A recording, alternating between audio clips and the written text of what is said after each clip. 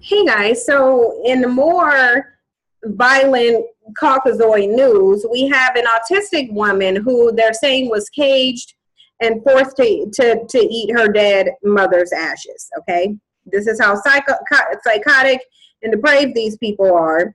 Despite their level of psychosis, you have black people all on social media defending them. And I'm going to keep reiterating that because I want when you guys go out into these social media spaces, hopefully you'll be bringing up these things on how psychotic they are. I know there was a white woman in my comment section who sat up here and said that everybody makes white people feel like shit and you know, they're told that they're nothing. And, you know, this just tells you, again, it goes back to the dude who sat up here in all of his psychological frailty, killing himself and his ex-wife and his son over a custody battle. But it shows you how psychologically frail they are, because regardless to who sits here and says any criticism against white people, the reality of it is black people worship white people by and large. And so the notion that somebody is making them feel like shit, even though they should feel like shit, is really interesting, because the reality of it is this is who they are. And why would anybody praise them and make them feel like anything other than shit when the only thing they contribute to life is racism and shit? Because you have 5 family members who sat up here and in all of their cowardly actions brutalized an autistic person. Now, understand, I can care less whether white people victimize and brutalize each other and murder each other. I couldn't care less about that. Really, all they're doing is speeding up their genocide, okay? And I think that needs to be happening anyway, considering black people are offsetting their genocide by sitting up here mating with them. But the reality of it is black people need to see situations and stories like this, because understand there is an epidemic of white on white crime. And yet, because these things don't get highly publicized, like on Fox News, they'll have a situation that comes out about this, but what they'll do is they'll deflect and talk about black on black crime, what's going on in Chicago, and all these other farces that really aren't issues at all, because again, black on black crime is a non-existent concept as far as I'm concerned. That does not mean that black people are not engaging in violence. It means that violence against other people is by proximity, unless you're a caveman.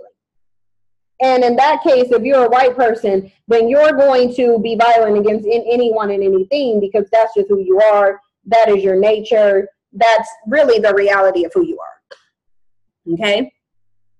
But still and yet, even though we try to put out these, again, I still have black people that will be in my comment sections talking about not all white people are the same, and making it their life's goal to defend a group of people who make it their life goal to destroy black people. Have anybody but me ever noticed the fact that while these cavelings will target anyone, they act as though their mission and their goal and their purpose for existence is to destroy black people? And yet you have black people sitting up here defending them really at alarming rates. They'll defend these people more than they defend their own. That's how sick black people is. But let me get to this news clip and I'll come back with some commentary. New court documents describe the horrific abuse a 22-year-old autistic woman suffered at the hands of 5 family members. 5 members of a family in Enid now face federal abuse charges for allegedly holding the woman captive for 10 months. Police say they kept her padlocked inside a shed and then a makeshift cage in the backyard. The family members were accused of the abuse in a federal court yesterday. That indictment alleged that 42-year-old Raylene Nope was the instigator of most of the abuse. The family forced a victim to do housework for food and water while keeping her Social Security payments. The 5 were arrested in June of 2016, and the case is now being investigated by the FBI. It's still unclear how the victim is related to the family.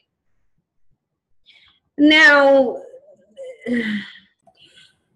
the family member who most likely was inbred, as all of them look, is simply indicative, if you look at the story, of how white people cannot work for anything. This is why I don't understand why you had people, well, I do understand, but the fact that we have a level of sickness in our community to the degree that Black people will ignore reality in defense of some people who don't defend them, don't care to defend them, are interested in defending them and won't defend them, is really, really, it's really fascinating. Because on that panel that I did with, I did it with O'Shea and some other people. If y'all saw how these Black people, the level of self-hate they were wallowing in, talking about Black people can't live without white people, you would be astounded. Because the thing of it is essentially they were using this autistic person as a slave.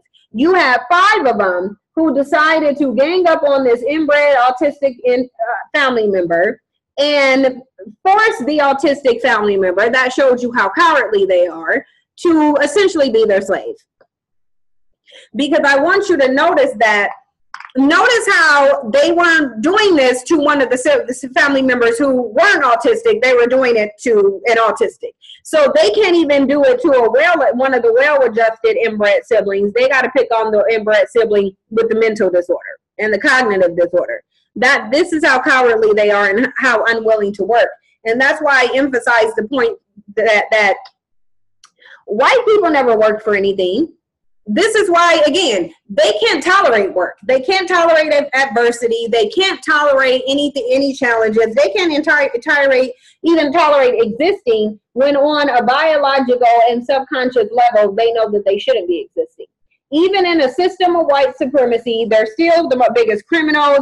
They have every benefit that humanity and social structures could afford, any group of people, yet they're still sitting up here murdering their family, trying to get other people to work for them, exploiting the system. Like, at this point, if Black people don't see who they are, it's because they don't want to.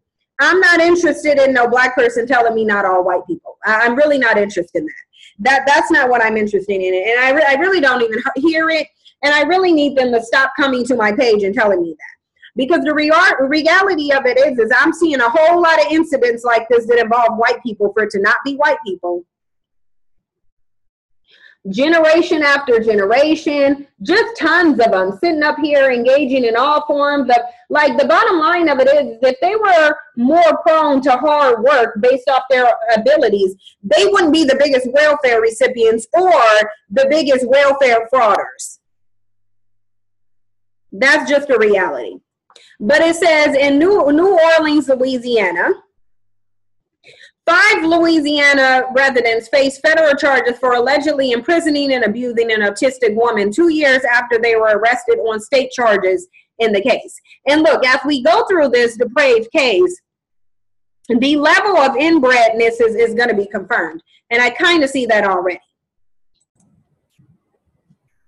Authorities said the 22-year-old victim was kept inside of a cage outside of a Tangipahoa parish home and was forced to eat the cremation ashes of her late mother. Again, the stuff that these demonic entities think of will shock everybody, except coons.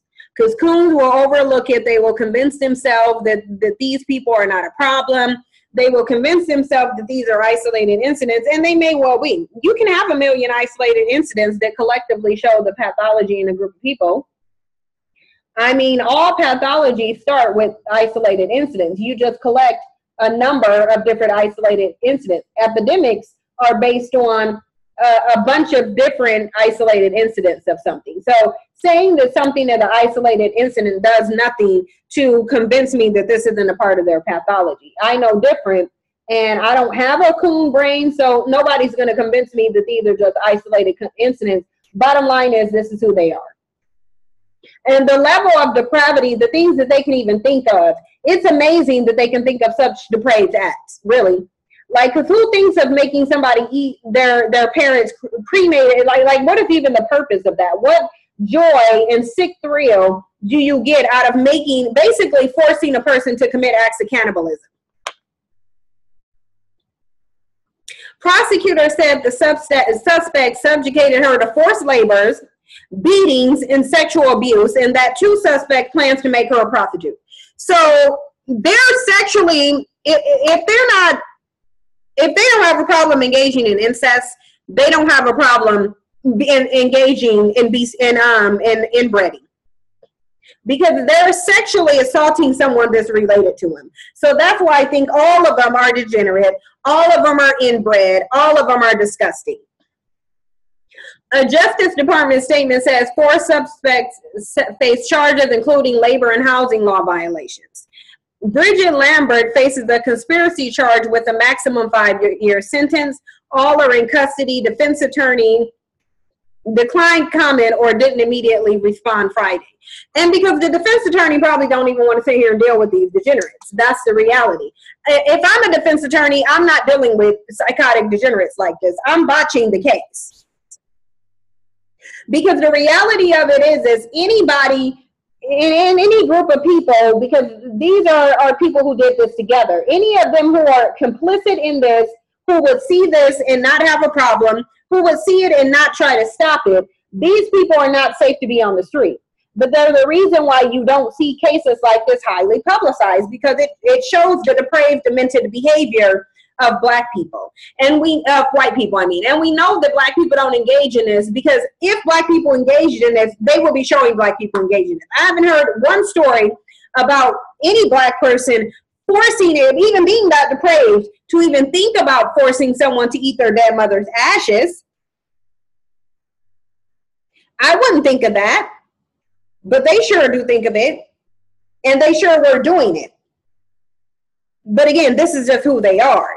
And unfortunately, because of the psychological sickness that Black people have, coupled with extreme self-hate, they overlook these things and defend these disgusting people. This is what Black people do. Nobody is making Black people do this. So hopefully for the people who be getting these stories and who do get to hear about them and hear them being broken down, hopefully when you're on social media, and I do see Black people doing it, especially the ones who usually share social media spaces with me, I do see them doing these things and letting these cavelings know about their degenerate pathology. Again, we can make them be afraid to even mention Black on Black crime.